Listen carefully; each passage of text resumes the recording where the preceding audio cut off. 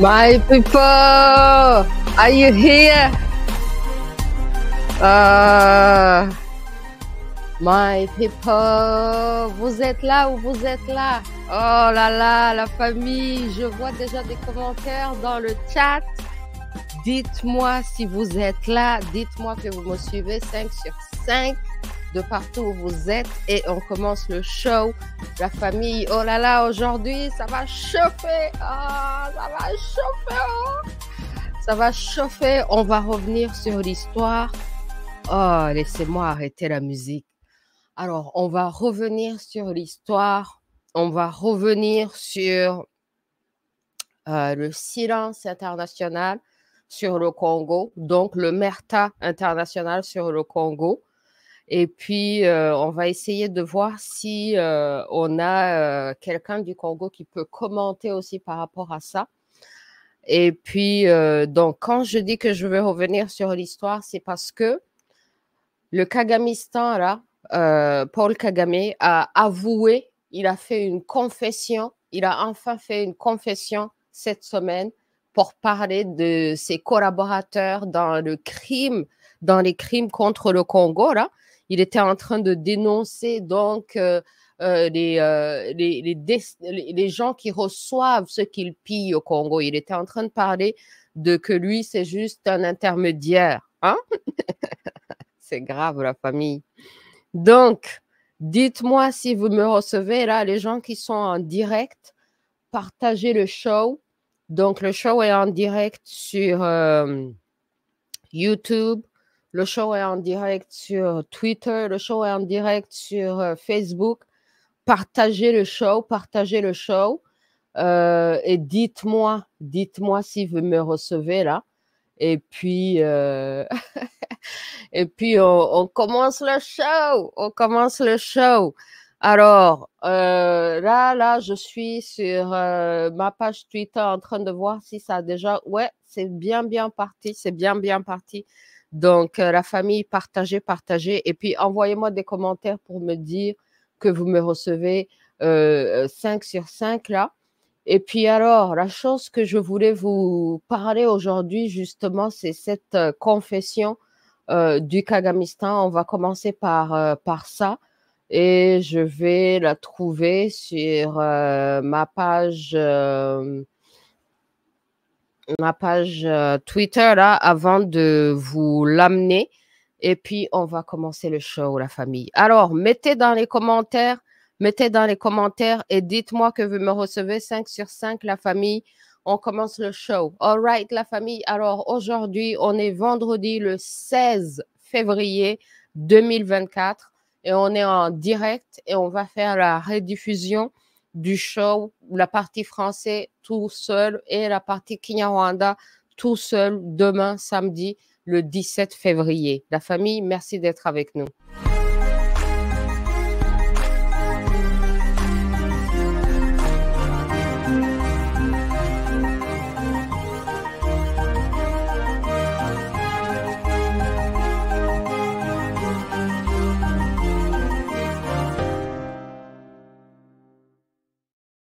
All right, my people. Alors, je vais vous amener sur le stage, ce fameux speech de confession.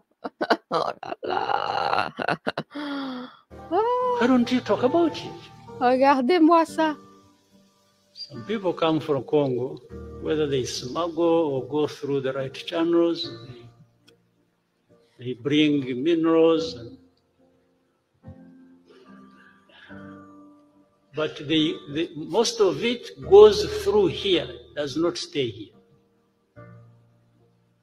It goes to Dubai, goes to Brussels, goes to Tel Aviv, goes to Russia. It used to go to Russia. I don't know whether it still goes there.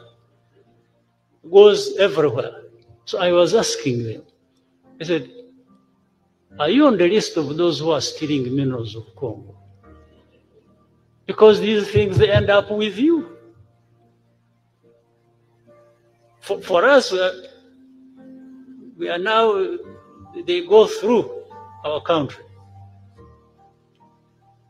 But they're accusing us of stealing Congo's minerals. How about the destination? Why don't you talk about it? And if we actually deployed everything, every effort, and stopped this thing flowing, the accusation would be even worse. Alors, la famille. Donc là, Monsieur le Kagamistan lui-même a commencé à témoigner de ces crimes, hein, et de ce qu'il fait et de ce qu'il a fait. Et voilà quoi. Et il est en train de dire mais pourquoi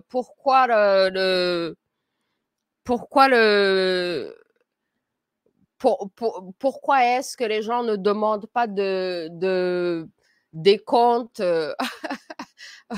aux destinataires, hein? Il a enfin témoigné. Il a enfin confessé qu'il pille au Congo, que ça traverse par le Rwanda et que donc il doit être tenu responsable, mais il est en train de dénoncer aussi la destination de tout ce pillage, de tous ces crimes, les bénéficiaires de tous ces crimes. Et puis, donc moi, il y a quelques années, il y a plusieurs années, il y a au moins 13 ans, là, j'avais fait une interview à Londres à la sortie du Mapping Report. J'avais fait une interview à Londres, en Angleterre, sur le Mapping Report et j'avais justement conseillé au Kagamistan à l'époque de témoigner et de dénoncer toute la mafia internationale pour que toute la pyramide puisse être exposée. Alors la famille, en attendant que notre invité arrive, je vais vous montrer cette vidéo là, cette interview que j'avais fait à Londres à la sortie du rapport du Mapping Report. Ça dure quelques minutes. Je vais vous montrer la partie où je donne conseil à Paul Kagame. Et donc, ça dure 10 minutes seulement et vous allez voir, et enfin, 13 ans, 14 ans, 15 ans plus tard, genre, le message a été entendu et la bataille continue, la bataille pour Bonsoir dire à la tous. vérité. Je vous le disais donc en Regardez titre, c'est pour aujourd'hui vous-même. qu'a été Je publié vous le laisse rapport regarder. controversé de l'ONU sur les crimes commis en République démocratique du Congo sur la période 1993-2003. Un texte dont les conclusions ont provoqué la colère de Kigali. Et pour cause, le rapport évoque un possible génocide pour qualifier les massacres commis à cette époque par l'armée patriotique rwandaise de Paul Kagame sur les Hutus qui avaient trouvé refuge à l'est de la RDC suite à la reprise du pouvoir au Rwanda par le Fonds patriotique rwandais. Également dénoncé avec virulence par l'Ouganda, lui aussi mis en cause dans ce document.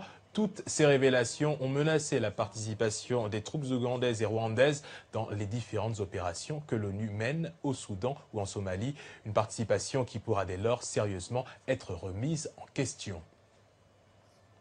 Et concernant ce rapport et la situation des crimes qui ont également touché des Congolais à l'est de la RDC, écoutons Lambert Mende Omalanga, le ministre congolais de la communication et des médias qui avait donné son sentiment quelques semaines avant la publication de ce rapport de l'ONU. La RDC, depuis que cette région a commencé à être perturbée en 1994, est à la recherche de la vérité. Vous savez que la RDC est certainement le pays qui a le plus perdu de ses citoyens dans ces différentes guerres qui ont éclaté dans la région des Grands Lacs. Nous souhaitons connaître la vérité. Nous sommes assez déçus de l'indifférence dont on a toujours fait montre à l'égard des victimes congolaises de ces guerres. On parle beaucoup de victimes étrangères, on parle de ressortissants de pays voisins qui parfois viennent dans notre pays pour se régler des comptes, mais on parle peu et bien peu des victimes congolaises de ces guerres qui se comptent par millions. Et pour parler en profondeur de la publication de ce rapport objet de toutes les polémiques, je vous propose de voir et d'écouter l'entretien que nous avons réalisé cet après-midi avec une militante pour la paix, elle-même rescapée du génocide contre les Tutsis. Elle s'appelle Louise Ouachou. Louise Ouachou, bonjour, vous êtes écrivaine, vous êtes présidente de l'ONG Positive Vision, vous êtes également l'auteur en 2009 d'un livre intitulé The Nightmare of a Positive Vision, qu'on peut traduire par le cauchemar d'une positive vision. Alors vous avez la nationalité canadienne, mais vous êtes originaire du Rwanda, un Rwanda que vous avez quitté après le génocide. Alors le livre que vous écrivez, est-ce qu'il a un rapport exact avec ce dont nous allons parler ce soir, c'est-à-dire la publication de ce rapport de l'ONU ? Oui, il a un lien direct parce que il ne suffit pas de survivre à la guerre, au massacre, au génocide. Il faut aussi, après ça, redevenir un être humain qui a un cœur et qui peut, au-delà de sa propre souffrance, être capable de voir la souffrance de son voisin. Vous êtes donc l'une des rescapées du génocide contre les Tutsis de 1994. Alors j'insiste sur le terme de rescapée du génocide contre les Tutsis puisque le rapport de l'ONU cible cette fois-ci un autre génocide commis contre les Hutus, mais cette fois-ci à l'est de la République démocratique du Congo. Est-ce que cette comparaison entre ces deux termes de génocide vous choque ? Moi, personnellement, je trouve qu'il ne faut pas se perdre dans la terminologie de nos drames. Il y a eu un génocide au Rwanda et s'il y a eu un génocide au Congo, ce qu'il faut réaliser, c'est que ce n'est pas peut-être la terminologie de toutes nos tragédies qui est importante, mais c'est plutôt le fait de se rappeler que le sang d'un être humain, c'est le sang versé. Que ce soit votre sang, le sang d'un Congolais, que ce soit le sang d'un Somalien, le sang d'un Nigérien, il va falloir que l'Afrique se réveille et se rende compte que c'est le sang africain qui est versé depuis des générations et ça va continuer. Et donc il ne faut pas se perdre dans la terminologie de nos drames. Donc s'il y a eu génocide au Congo, ils vont le prouver, ils vont le démontrer. Et de toute façon, si l'ONU est en train de le dire maintenant, c'est qu'ils le savent depuis. Et c'est qu'ils le voient, c'est qu'ils l'observent. Et d'ailleurs, s'ils le publient aujourd'hui, c'est qu'ils ont complètement failli à leur mission, qui est censée être une mission de paix, qui est censée être une mission justement qui fait que ça n'arrive pas. Donc si c'est eux qui le publient, peut-être que c'est arrivé. C'est-à-dire que vous leur reprochez de ne pas avoir empêché ces génocides, puisqu'ils parlent en l'occurrence du génocide des Tutsis, mais également celui des Hutus en RDC. Je pense que ces puissances internationales qui veulent justement profiter des richesses du cœur de l'Afrique ont profité de la souffrance de son Excellence Paul Kagame. Ils ont profité du fait qu'il avait été réfugié depuis qu'il est enfant. Ils ont profité de cette souffrance et de sa passion pour son pays. Ils l'ont armé et ils l'ont utilisé. Et là, puisqu'ils n'en ont plus besoin, ils veulent s'en débarrasser. Ils ont fait la même chose avec plusieurs dirigeants africains. On les utilise, on les prend pour des marionnettes, on les envoie dans les missions et on s'en fout pendant qu'ils travaillent, pendant qu'ils servent leurs intérêts. On s'en fout de combien de cents, combien de milliers de gens qui vont massacrer, qui vont exterminer, on s'en fout. Mais dès qu'on n'en veut plus, là, on les accuse de tout genre de crimes. Est-ce que vous lui reconnaissez quand même une culpabilité, justement ? Moi, je pense qu'il fait partie d'une organisation. Il fait partie de tout un échelon. S'il faut vraiment exposer l'injustice, il ne faut pas focus sur Paul Kagame. Il faut aller au-delà. Qui l'a armé? Qui le conseille? Qui lui donne tout ce pouvoir pour qu'il fasse ce qu'il fait? Donc, si nous voulons la vraie justice, c'est comme une mafia. Quand vous voulez attaquer, quand vous voulez faire la justice à travers une mafia, vous n'attaquez pas que les gens, les soldats et les militaires que vous voyez sur le côté. Vous allez vraiment à haut niveau et vous cherchez les grands chefs. Donc, il fait partie de tout cet organisme, mais il fait partie d'une pyramide. Et si un jour les Africains veulent avoir la paix chez eux et la justice, il va falloir qu'on aille au-delà de Paul Kagame et qu'on réalise qu'on est manipulé par des grandes puissances qui, eux, peuvent amener une autre personne et qui peuvent l'utiliser pour les mêmes buts. Alors, vous êtes résolument pour la paix, vous êtes résolument pour la réconciliation. Est-ce que vous pensez que cette réconciliation rwandaise est possible, puisque finalement il y a même ce tribunal, le tribunal pénal international pour le Rwanda qui a été créé, qui devait d'ailleurs juger les ex-génocidaires des Tutsis, mais également les autres personnes incriminées ou du moins ciblées dans les exactions qui ont été perpétrées en RDC. Certains, donc les premiers, ont été jugés, nombre d'entre eux, mais pour les autres, effectivement, les tribunaux n'ont jamais accueilli de génocidaires, entre guillemets, oui. Rwandais Tutsi, ou du moins ceux qui se battaient aux côtés de Paul Kagame. Oui. La justice passe par la vérité. On dit en Kinyarwanda, ukuri guchamuzi ko ntigushye. C'est-à-dire que la vérité traverse le feu sans jamais brûler. Donc que les gens commencent leur feu s'ils veulent, mais que la vérité soit dite. Que ce soit la vérité du côté Tutsi, que ce soit la vérité du côté Hutu, que ce soit la vérité du côté du Congo, que ce soit la vérité au Soudan, la vérité en Ouganda, que la vérité soit dite. Et après, quand on va se détacher de tout ça, ben, on aura la justice. Notre justice, justement, c'est la vérité. Parce qu'il y a beaucoup de mensonges, il y a beaucoup de manipulations.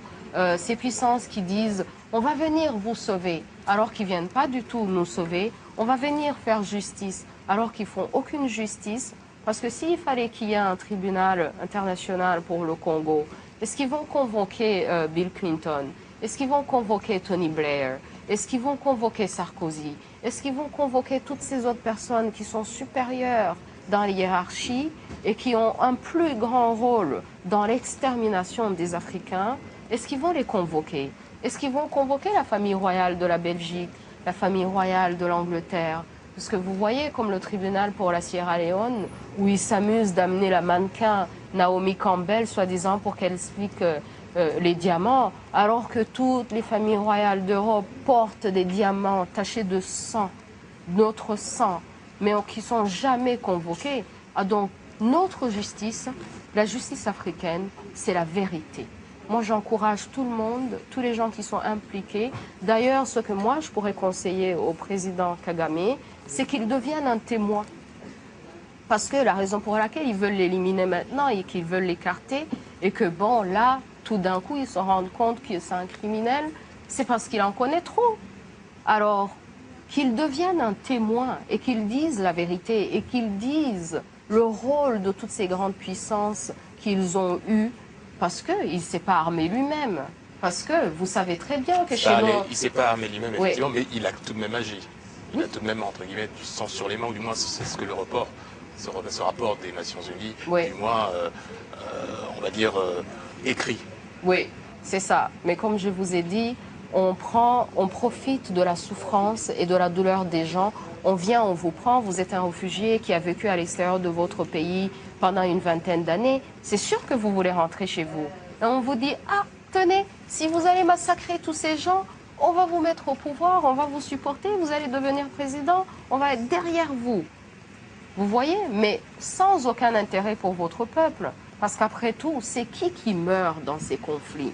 À la fin de la journée, il faut qu'on se rende compte que c'est nous qui mourrons dans tous ces conflits et qu'à la fin de la journée, les puissances, eux, ils sont à Londres, ils sont à Washington, ils sont à Paris, ils relaxent. Hein. Un entretien réalisé par João da Silva.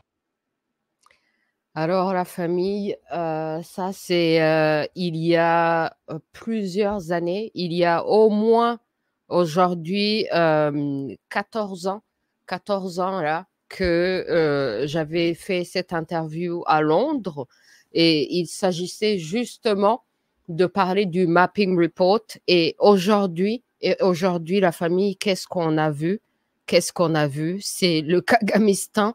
C'est le Kagamistan qui a fait confession, hein, qui fait confession et qui dit lui-même que ils sont en train de piller au Congo, hein, et que les destinataires, il a enfin, hein, c'est cette vidéo là que je vous montrais tout à l'heure où il est en train de confesser.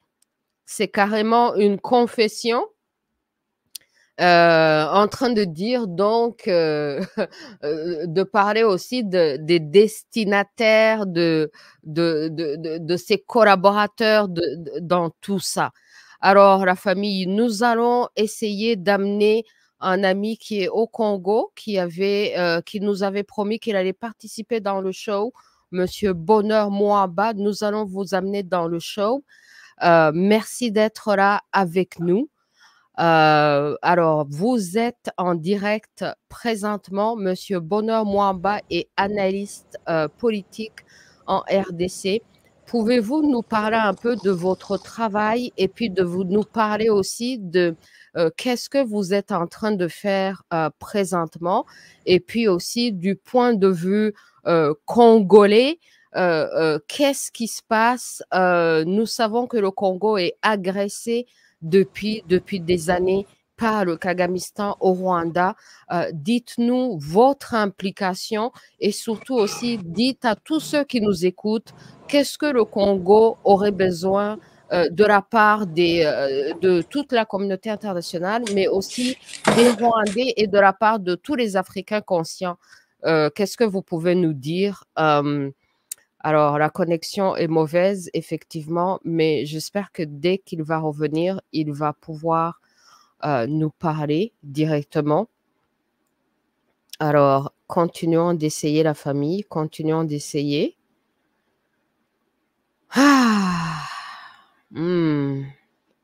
Continuons d'essayer. Alors, la personne à qui nous voulons parler, je vais vous la montrer là, c'est Monsieur Bonheur Mwamba, qui est présentement au Congo. Alors, je vais vous montrer sa page. Je vais vous montrer sa page. Je vais vous montrer sa page de Twitter là pour que vous puissiez le suivre en espérant qu'il va pouvoir revenir pour qu'on puisse en parler. Mais sinon, je vais vous montrer sa page de Twitter pour que si vous voulez le suivre, vous puissiez le suivre. En tout cas, ce qui a été intéressant, c'est que donc il est analyste politique, éditorialiste, marketeur, écrivain au magazine des relations publiques du chef de l'État Étiquette. Alors, on va l'amener tout de suite avant que ça coupe encore et après on parlera de lui. Non, voilà. Non, ça va, je suis là. Oui, oui. Ok, oui, parfait, bonsoir parfait. à tous. Merci. Excusez-moi, en tout cas, je suis présentement à Goma. Il y a une très mauvaise connexion. Et donc, je suis vraiment content de participer à cette émission, même si ma connexion me dérange énormément. J'étais obligé de quitter l'hôtel pour essayer de trouver la connexion et passer ici. Vous allez voir que même le décor derrière moi ne correspond pas ne correspond pas à un endroit où je pouvais réaliser cette interview. Oui, non, mais on comprend et puis on apprécie infiniment parce qu'on sait que la situation, c'est grave chez vous. Est-ce que vous pouvez nous parler de la situation alors et de votre rôle et de votre implication?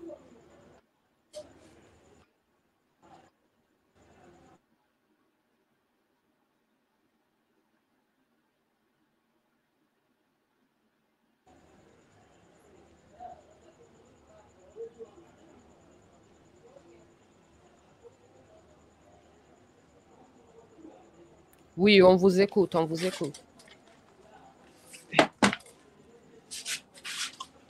Qu'est-ce qui se passe?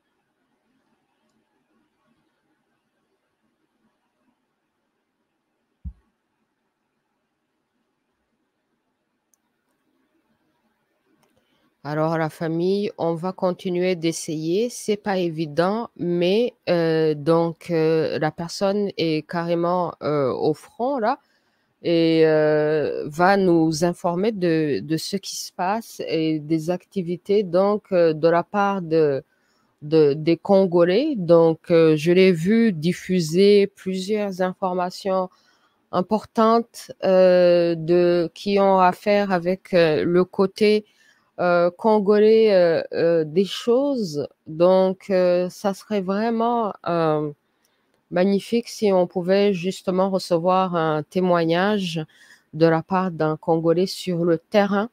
Et donc, il est en train de faire un travail important là de sensibilisation et d'information par rapport à ce qui se passe là où ils sont.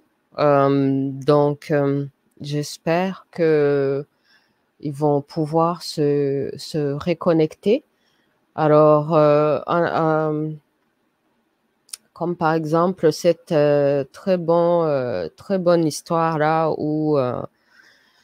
où il avait parlé à son responsable d'une ONG là qui a quitté la Belgique pour aller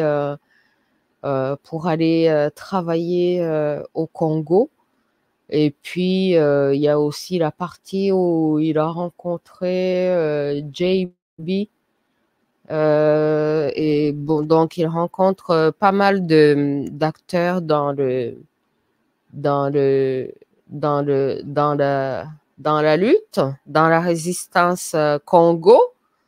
Donc, vraiment, ça serait magnifique. On va continuer à essayer. On est là et puis on va continuer à essayer. Et puis, alors, en attendant que peut-être il se reconnecte, on va parler de cette histoire d'un Congolais qui a été chassé au Rwanda. Alors, il y a un Congolais qui a été chassé au Rwanda et il jouait dans une équipe de football au Rwanda et il a été chassé au Rwanda pour avoir manifesté pacifiquement. Ah, il est revenu, notre cher ami. On va le remettre tout de suite. Alors, merci, on vous écoute.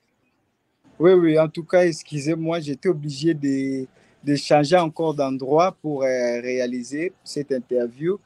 Je me bats pour trouver la connexion. Hein. Merci, donc, ça va ici. Déjà, excusez-moi pour le retard. Lorsque nous avons parlé, je m'attendais à ce que l'émission se tienne à 23h heure de Kinshasa. Mais là, je suis vraiment surpris de participer maintenant parce qu'il y a un décalage d'air aussi entre Goma et Kinshasa. Donc, merci beaucoup pour votre invitation. Merci vraiment, merci d'être là et merci pour tous les efforts que vous avez fait pour être là. Alors, dites-nous ce que vous faites et qu'est-ce qui se passe exactement. Oui, moi je suis analyste politique. Je suis un économiste, un marketeur et actuellement j'œuvre dans la communication numérique. Je suis aussi entrepreneur dans la communication numérique où je suis en train de mettre en place un consulting de la communication numérique. Oui. Sur les réseaux sociaux, je défends trop mon pays, comme vous le savez. Et j'ai fait une communication trop sur ce qui se passe à l'Est, précisément au Nord Kivu. Oui. Je parle aussi trop des relations entre le Rwanda et la RDC, de ce qui se passe aussi dans la région du Grand Lac. Et donc, c'est un peu ça. Oui, parfait. Est-ce que vous êtes en train de voyager avec la résistance Congo, là, que j'appelle la résistance Congo? On vous voit diffuser des choses et des images et des nouvelles de la part de la résistance Congo. Comment ça se passe?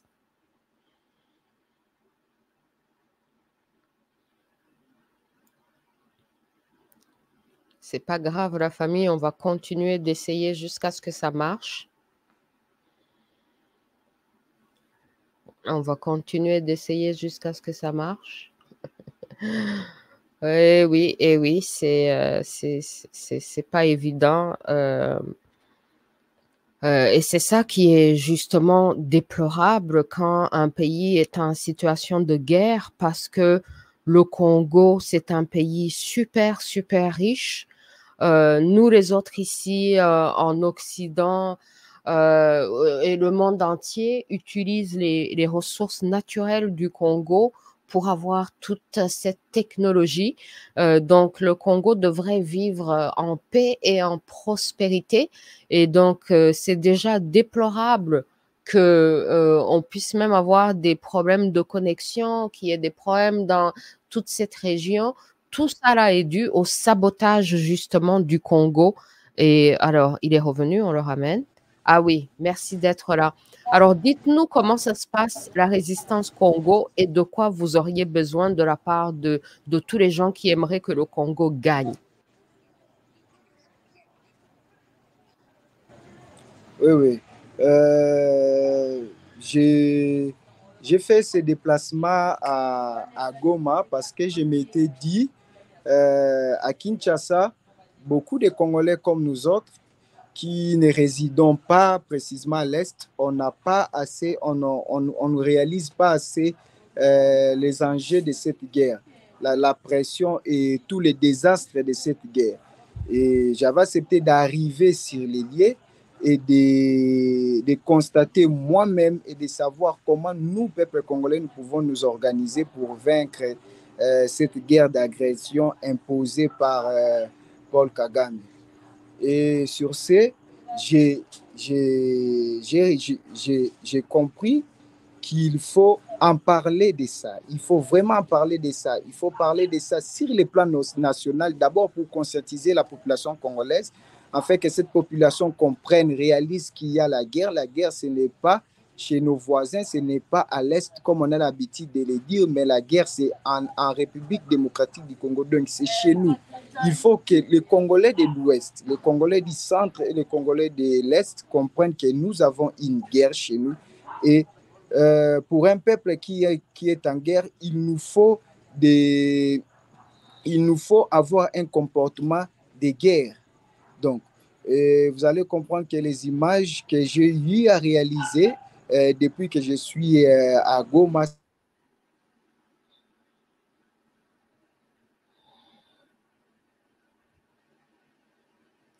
Oui, on espère qu'il va revenir parce que vraiment, le travail qu'il fait, c'est très bien.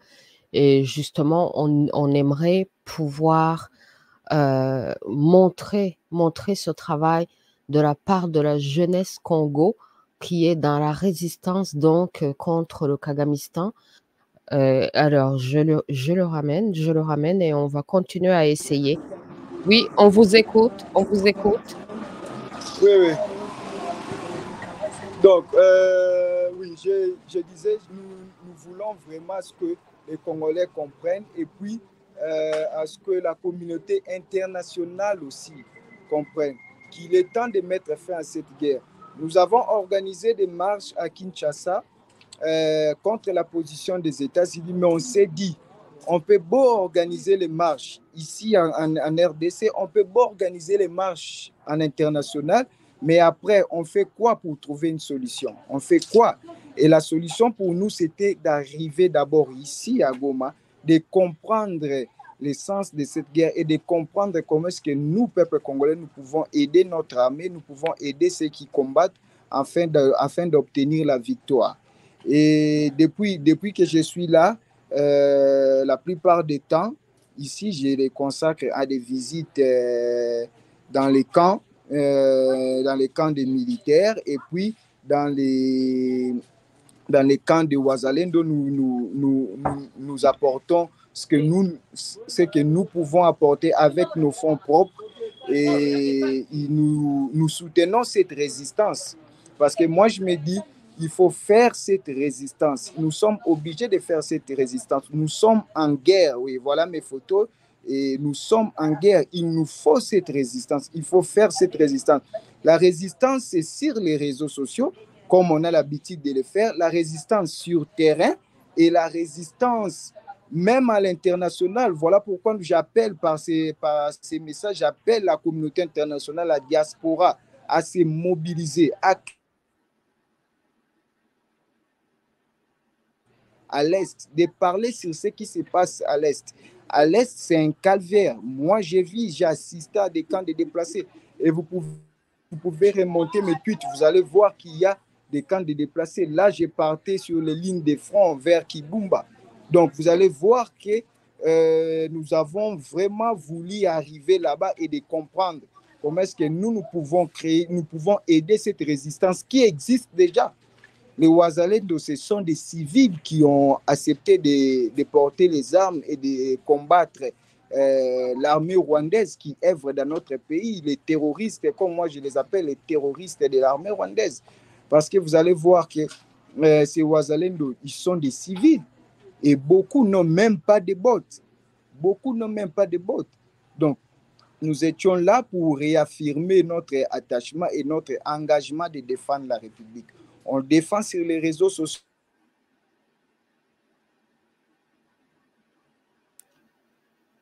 Oui, vraiment, courage à la résistance Congo. Le Congo est agressé depuis des années.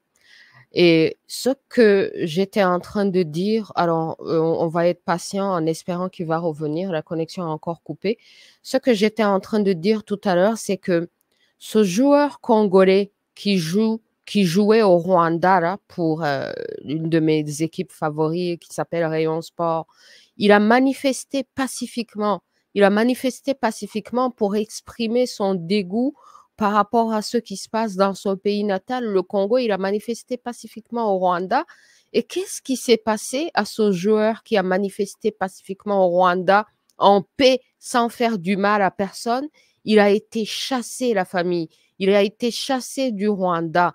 Donc, vous vous imaginez un Congolais qui manifeste pacifiquement et en paix, sans faire du mal à qui que ce soit, et chassé du Rwanda, mais au Congo, là, nous avons des gens qui se disent des Banyamulenge, des Rwandais qui ont vécu au Congo depuis une éternité, et puis qu'est-ce qu'ils font pour réclamer leurs droits? Ils prennent les armes, ils massacrent le reste de la population congolaise, soi-disant pour réclamer leurs droits. C'est inacceptable, parce que comme vous voyez, un Congolais au Rwanda ne peut même pas manifester en paix.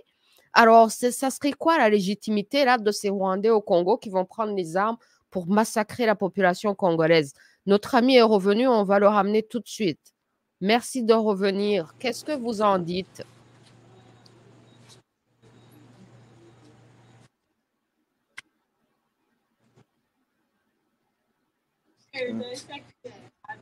Oui. Je vous remercie pour votre patience. En tout cas, je suis vraiment un peu attristé de participer depuis ici à Goma. Il y a plus aujourd'hui, il y a vraiment un problème de connexion. Et je crois qu'on doit refaire l'émission ici la semaine prochaine. Je serai déjà à Kinshasa, où il y a une connexion bonne, où je vais intervenir et faire le résumé de mon déplacement à Goma. Oui, comme je disais,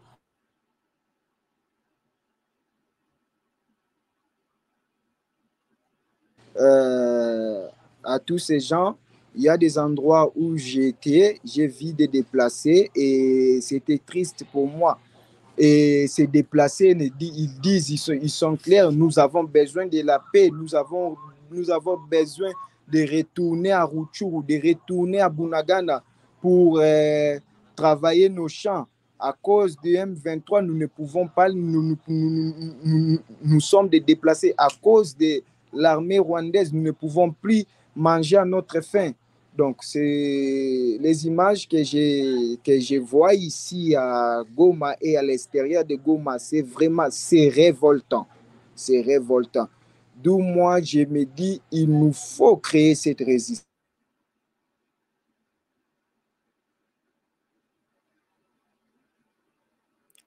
Absolument. La résistance congolaise est nécessaire. C'est pour la survie. Il n'y a aucun pays au monde qui serait agressé comme le Congo a été agressé et puis ne pas organiser une résistance. La famille, je vous rappelle que les Américains ont sous prétexte du 11 septembre, le 11 septembre qui n'a pas coûté 1 million de personnes, le 11 septembre qui n'a pas coûté 1 million de personnes, mais sous ce prétexte du 11 septembre, les Américains sont allés en guerre dans plusieurs pays pour défendre leur propre pays. Et aujourd'hui, le Congo qui est agressé depuis des années, le Congo est agressé depuis des années, on en parle sur ce show depuis, on vous a parlé du livre d'Onana, c'est le livre de référence là par excellence, le tout dernier livre de Onana, là, Holocauste au Congo. Alors, le Congo qui est agressé depuis des années et qui a perdu plus de 10 millions de personnes, à ce Congo, on lui dit de négocier, on lui dit on lui propose des solutions de pacotille, des solutions qui ne vont pas faire que le peuple Congo va vivre et survivre. Et ça, c'est inacceptable. Donc, c'est pour ça que la chose la plus la plus logique, la plus humaine, la plus divine à faire, c'est la résistance. Donc, vous voyez comme notre ami qui est au Congo, là, Bonheur Mwamba, nous parlait tout à l'heure. Regardez sur sa page, il parlait de camps de déplacés, là, vous êtes en train de les voir, là, sur l'écran, sur sa page de Twitter. Regardez, c'est aberrant, c'est inacceptable. Un pays africain, le pays parmi les plus riches dans le monde, qui devrait vivre mieux même que les Émiratis qui vivent dans le luxe, jusqu'à importer des travailleurs qui vont travailler chez eux. Mais les Émiratis, là, les Émirats arabes unis ne sont pas plus riches que le Congo, mais regardez la misère que les Congolais vivent. Et ça, tout ça à cause de la barbarie du Kagamistan au Rwanda, qui est une marionnette de ces grandes puissances, de ces prédateurs internationaux. C'est inacceptable. On ne peut pas négocier avec ce genre d'abus et de violations. Donc, c'est criminel de demander au peuple congolais d'être patient et de négocier avec ces criminels après des millions de morts. C'est incroyable, c'est inacceptable. Donc, moi, j'admire infiniment les Congolais qui sont dans la résistance et je suis là pour leur écouter et pour propager leur message et pour demander au monde entier de les supporter, parce que les gens qui se mobilisent pour d'autres causes ici à l'extérieur, alors qu'il n'y a même pas autant de victimes, même s'il y avait une victime, c'est déjà assez trop. Mais là, quand il y a plus de 10 millions de morts et que nous sommes distraits dans d'autres causes, non, non, non, non, c'est incompréhensible. Notre première cause, nous, en tant qu'Africains, en tant que panafricains, ça devrait être le Congo. Et quand on aura gagné la cause congolaise, on pourra se préoccuper des autres causes d'ailleurs dans le monde. Et puis, on ne peut pas demander au peuple congolais de se coucher et puis d'accepter de mourir. Ah là là. Donc, félicitations à tous ceux qui sont dans la résistance. Et moi, je les encourage. Et vraiment, on va réessayer et on va refaire cette émission donc la semaine prochaine avec notre invité, comme il a dit, qui sera de retour à Kinshasa et qu'il va pouvoir nous dire ce qui se passe de ce qui se passe exactement. Alors, vraiment, merci, Bonheur Mwamba. Donc, vendredi prochain, c'est un rendez-vous. On va remettre ça à vendredi prochain. Et puis, vraiment, merci d'avoir essayé. Et puis, on va remettre ça à vendredi prochain. La famille, permettez-moi seulement de lui répondre quelques secondes là sur Twitter. Et puis, je vous reviens dans une petite seconde. Merci.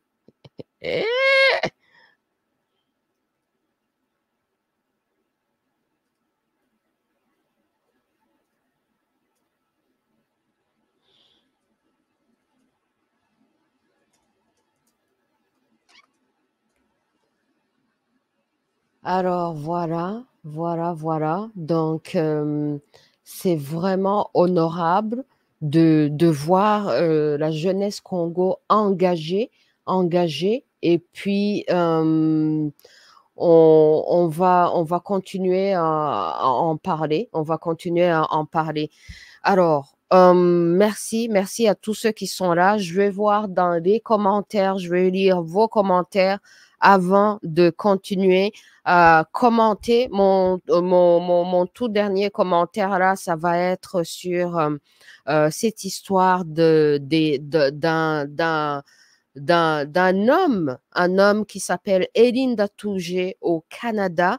Je ne sais pas si ça, c'est sa photo, mais c'est la photo qui a été publiée sur les réseaux sociaux.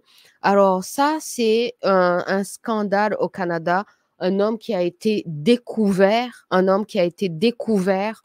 train donc de travailler pour le Kagamistan au Canada. Donc lui, il était dans la police. Canadienne, RCMP, Royal Canadian Mountain Police, GRC, Gendarmerie royale du Canada. Et il a été attrapé au Canada en train de travailler pour le Kagamistan. Alors, mon commentaire par rapport à ça, c'est que c'est vraiment grave parce que on dirait la famille que lui, là, il est en train de se comporter un peu, il est en train de se comporter un peu comme les Banyamulenge. Le Banyamulenge se comporte au Congo. Les Banyamulenge qui ont vécu au Congo depuis des années, et puis qui quand même, malgré le fait qu'ils ont vécu au Congo depuis des années, ils ont fini par travailler pour le Kagamistan. Donc, ce que j'étais en train de dire, c'est que pendant que les Banyamulenge,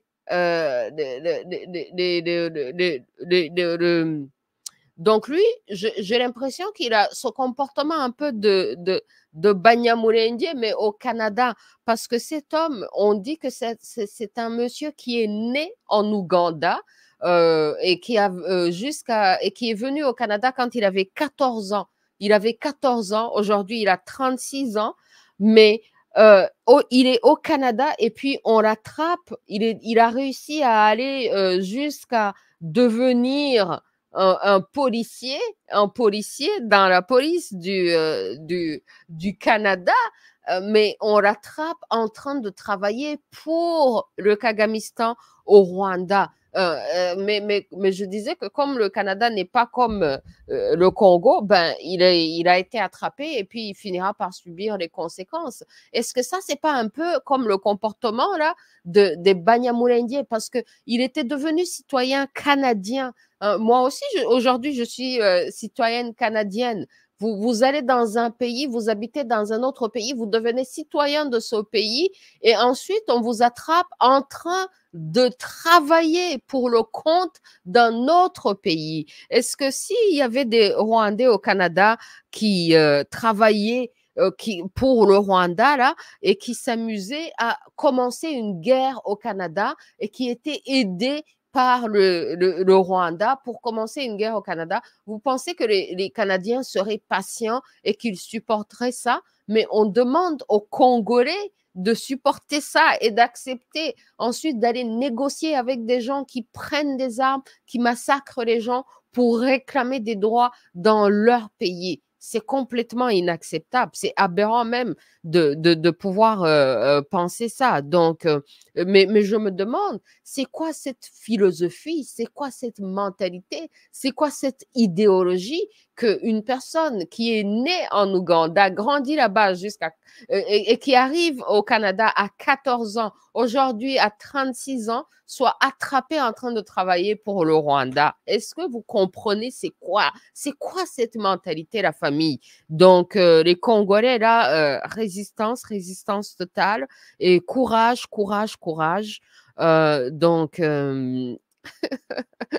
Et puis voilà, quoi. Donc, je vais aller dans les commentaires et je vais lire quelques commentaires avant de passer en Kinyarwanda. Et je remercie tous ceux qui sont là en direct et tous ceux qui vont partager. Et puis donc, notre ami Bonheur Mwamba va revenir vendredi prochain et il va nous dire ce qui se passe du point de vue congolais, du point de vue de la résistance Congo. Et puis, moi, j'encourage tout le monde, tous ceux qui sont dans la résistance contre le Kagamistan, de supporter les Congolais dans leur résistance contre le Kagamistan aussi, parce que la libération du Congo, c'est la libération du Rwanda, et nous voulons la libération du Rwanda depuis le début du show. Là, je vous ai montré une vidéo de moi, de mon interview il y a 13 ans, 14 ans. Donc, notre mobilisation et notre résistance ne datent pas d'aujourd'hui ni d'hier. Ça fait des années et des années qu'on dénonce cette dictature criminelle, et quand on dit la vérité, ben la vérité est éternelle. C'est pour ça qu'on peut tirer même des vidéos d'il y a 13 ans, 14 ans, et vous allez voir que comme on a dit la vérité, ça reste pertinent même pour aujourd'hui. Donc la famille, merci d'être là. Je vais lire quelques commentaires, ensuite on va passer en Kinyarwanda. Merci. Dario Inti, Komera Osales, merci. True or false choice. Ruiz Wacho, Ndagukunda, Fatakis. Bisous. Titi Gromine, bisous. Béa, bisous. Marie-Joy, bisous. Mokparunzora Kata, bonsoir Frangine, you and I, contente de te suivre à nouveau et bonsoir à tous. Merci la famille, on est ensemble. Annonciata Biruka, merci d'être là. Mngangara Kalenda, bonjour à la famille, merci. Rwanda, Kagamistan, c'est le Kagamistan, la pire des dictatures criminelles dans l'histoire africaine. Oh là là, non, mais vous finirez par comprendre, On vous parle depuis des années, mais vous finirez par comprendre. Anthony McPhail, all right. On est ensemble. All Africans globally unite to help our people in Congo. C'est exactement de ça qu'il s'agit et c'est ça qu'il faut, une mobilisation internationale de tous les Africains, tous les panafricains, tous les gens qui ont la conscience, qui montent tout. On doit se mobiliser pour la cause congolaise parce que c'est ça qui va faire la renaissance Congo. Merci, la renaissance Congo, c'est la renaissance africaine. Merci de comprendre et de s'activer. Africa Monitor qui saluait notre invité. Merci. Brainless Kamédié. Imana. Jeremy Biringanini. Ok, oops, Komera. Brainless Comedy, my people. African Monitor, Mwamba, Muzarendo. Alors, Jérémy Biringanine enregistre ça. Et il continue, la région qui a produit la technologie n'a pas Internet. C'est aberrant, c'est inacceptable. Vous imaginez ça, le Congo, pays très riche, qui produit toutes ses ressources naturelles pour que tout le monde soit, pour que les gens même soient des puissances militaires. Les Américains, même pour être une puissance militaire, ont besoin de la technologie du Congo. Mais vous voyez comment ça se passe sur le terrain pour les Congolais, pour les propriétaires même de toute cette richesse.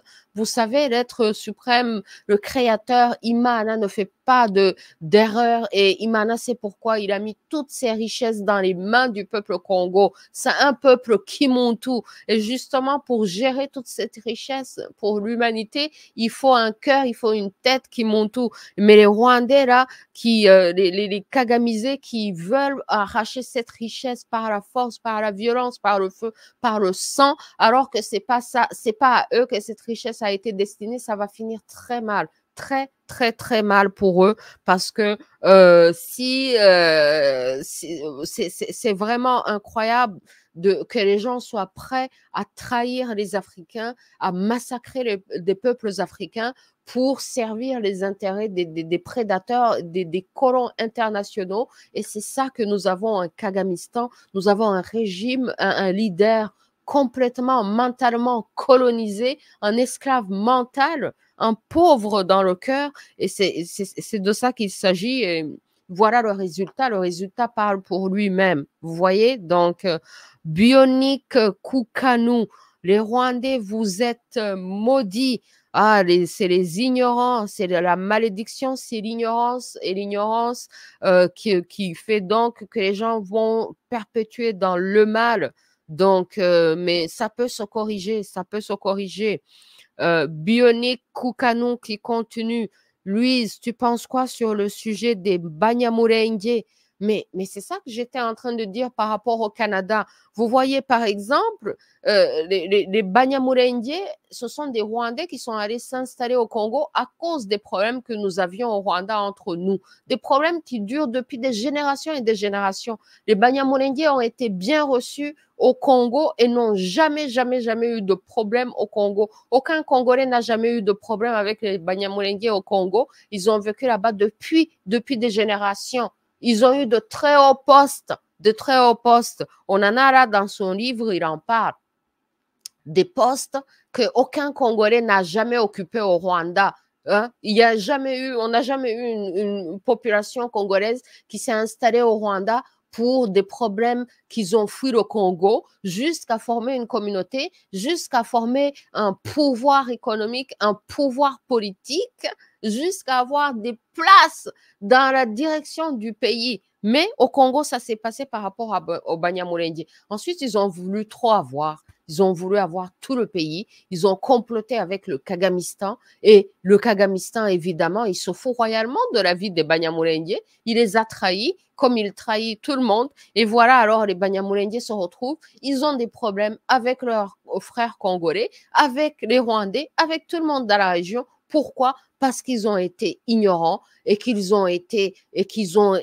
se sont laissés avoir et qu'ils ont été, au lieu d'être guidés par des principes supérieurs suprêmes, ils ont été guidés par une mentalité tribaliste, une mentalité de suprémaciste, cette histoire de regarder les histoires de Hutu et de Tutsi, au lieu de voir l'être humain tout simplement, l'être suprême tout simplement, ils ont été prisonniers de leur identité de Tutsi ou de Banyamulenge et ils ont trahi le reste des Congolais, ils ont collaboré avec le Kagamistan et le Kagamistan est en train de tuer et de détruire au Congo. Ça là, c'est inacceptable. Comme j'étais en train de vous dire, ce monsieur-là, ce Canadien qui a vécu au Canada, qui est devenu Canadien. Moi, là, je vis au Canada depuis plus de 20 ans. Je suis devenue Canadienne. Si aujourd'hui, le Canada me trouve en train de comploter avec le Rwanda pour prendre le pouvoir au Canada par la force, par les armes, par le feu, par le sang, vous pensez que les Canadiens, ils vont tolérer ça? Mais non, ils ne vont pas tolérer ça. Pourquoi les Congolais devraient tolérer ce genre de choses, ce genre de trahison, ce genre d'abus, ce genre de violation? C'est inacceptable même de demander au peuple congolais d'accepter ce genre de trucs. Ah non. Donc, ce que je pense, c'est que les Banyamulenge ont raté une occasion de montrer justement qu'ils étaient devenus des Congolais et de remercier le peuple congolais pour les avoir hébergés depuis des générations. Et au lieu de ça, ils ont trahi le Congo en collaborant avec le Kagamistan. Donc, le karma, là, ça s'appelle le karma. Ça s'appelle le retour de ce que vous faites. Vous faites des bonnes choses aujourd'hui, vous pouvez vous attendre à des bonnes choses demain. Vous faites des mauvaises choses aujourd'hui, vous pouvez vous attendre à des mauvaises choses demain. Donc, avant de regarder ce que subissent comme conséquence les Banyamulenge, après avoir s'être comportés ainsi envers les Congolais, regardez justement comment les Congolais les avaient si bien accueillis et demandez-vous qui a accueilli les Congolais dans ce monde? C'est où? Est-ce que vous pouvez me montrer un pays où les Congolais ont été très bien accueillis pendant des générations et qu'aujourd'hui, ils sont en train de faire la guerre au pays qui les avait accueillis en paix? C'est où? Dites-moi. Alors, pourquoi est-ce que les Rwandais devraient être permis, qu'on devrait leur permettre de faire ce genre de choses? C'est inacceptable. Et ce n'est pas parce que je suis rwandaise que je vais supporter ça. Hein. parce que il y a des Rwandais là, des Rwandais qui n'ont rien compris, qui ont dit « Ah, Louise, pourquoi tu vas supporter ça? Tu es rwandaise, gna, gna, gna, gna, gna, tout ça là. » Ils sont en train d'essayer de m'amener dans leur truc de coloniser mental là, des histoires de tribalisme. Je dis c'est pas parce qu'on est rwandais ou qu'on est rwandaise qu'on est né au Rwanda, tout ça là.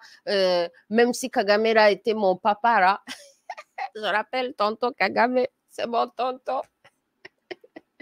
Mais on s'en fout. La vérité est supérieure à toutes ces relations. Moi, je suis dans la Maat, je suis dans le Kimuntu et la vérité, la Maat est supérieure à tout ça. Et puis, je suis panafricaine aussi. Donc, les intérêts de toute l'Afrique, ça passe avant les intérêts de mon petit pays et mon petit groupe de famille. Vous voyez tout ça. Donc, c'est ce que je pense des Banyamulenge. Et comme le Canada vient d'arrêter quelqu'un qui travaillait pour le compte du Rwanda, là, c'est inacceptable. Alors, pourquoi est-ce que les Banyamulenge, eux, on devrait permettre de faire n'importe quoi au Congo? C'est inacceptable. Donc, voilà ce que je pense un peu de ça.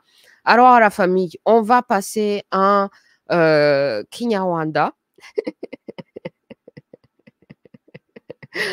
Et puis, on va continuer à en parler. Mokpalun Zorakata qui dit « Maman et Louise, nous avons grandi avec des amis, des frères et sœurs Banyamulenge.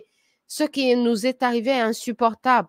Ça dépasse tout entendement. » Mais voilà, mais c'est ça que le gars là, il vient d'habiter 22 ans au Canada.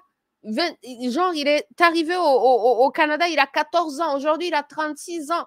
On retrouve en train de travailler à l'intérieur de la police canadienne. Quelqu'un qui est devenu de la police canadienne. C'est pas n'importe quelle police en plus. Hein. C'est le RCMP, GRC, Gendarmerie royale du Canada. C'est la police fédérale, la famille. Et puis on l'attrape en train de travailler pour le Kagamistan. Mais c'est quoi cette mentalité? Non, non, non, non. Zorokatura, Mokparun Zorokata. Et puis il continue. J'ai même étudié avec un durant mes études secondaires et qui, pendant des années, était ministre de Kagame. Comment comprendre? Eux qui étaient Zaïrois comme nous. Ah!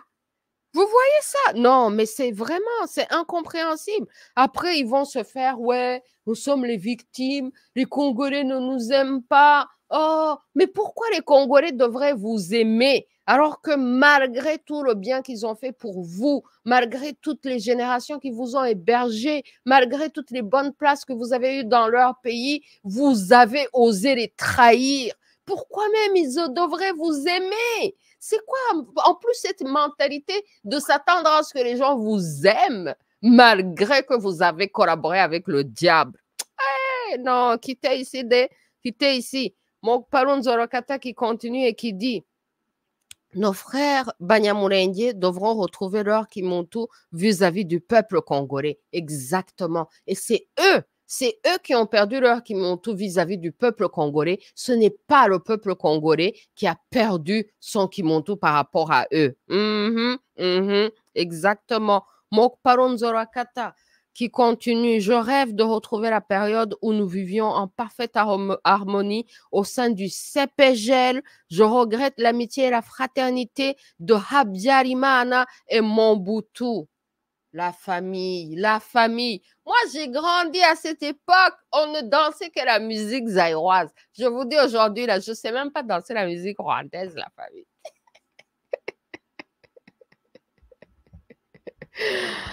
Yo, il suffit qu'on fasse la résistance, qu'on dégage ceux qui sont venus gâter nos relations. Et ceux qui sont venus gâter nos relations, c'est qui? C'est le Kagamistan. C'est le Kagamistan. Donc, on va dégager ceux qui sont venus gâter nos relations et on va se dire la vérité parce que notre relation, la fondation, c'est la vérité. La justice, c'est la vérité. Et avec cette fondation, on va rebâtir notre relation, la famille, parce qu'on est famille, on est voisins, on est frères et sœurs depuis toujours jusqu'à l'infini. Ah!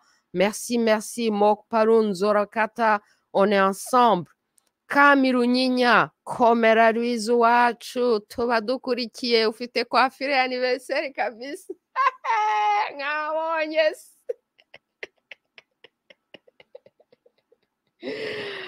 cheers, cheers, cheers. Oh, la famille, on est ensemble ou on est ensemble? Mok Parunzora Kata qui continue. Nous, Congolais, nous vous soutenons et nous vous aimons beaucoup, car par votre travail, il y a de l'espoir qu'un jour nous puissions retrouver la paix et la fraternité dans la région des Grands Lacs. Merci infiniment. Nous aussi, on vous suit et tout ce qui peut vous servir, on va vous le dire, on va le faire. Parce que nous sommes avec vous, nous sommes avec le peuple congolais. C'est pour ça que moi, je me suis activée, je me suis mobilisée depuis des années pour faire la mobilisation, pour faire la sensibilisation, pour dire au monde entier, ce qui se passe et surtout pour dire au monde entier que nous ne sommes pas avec le Kagamistan, nous sommes avec le peuple Congo. Merci. Et ça, là, moi, là, je n'ai jamais même vécu au Congo. Je ne comprends pas. Je suis reconnaissant envers le peuple Congo pour tout ce qu'ils ont fait pour mon peuple, les Rwandais, alors que moi, je n'ai même jamais vécu au Congo.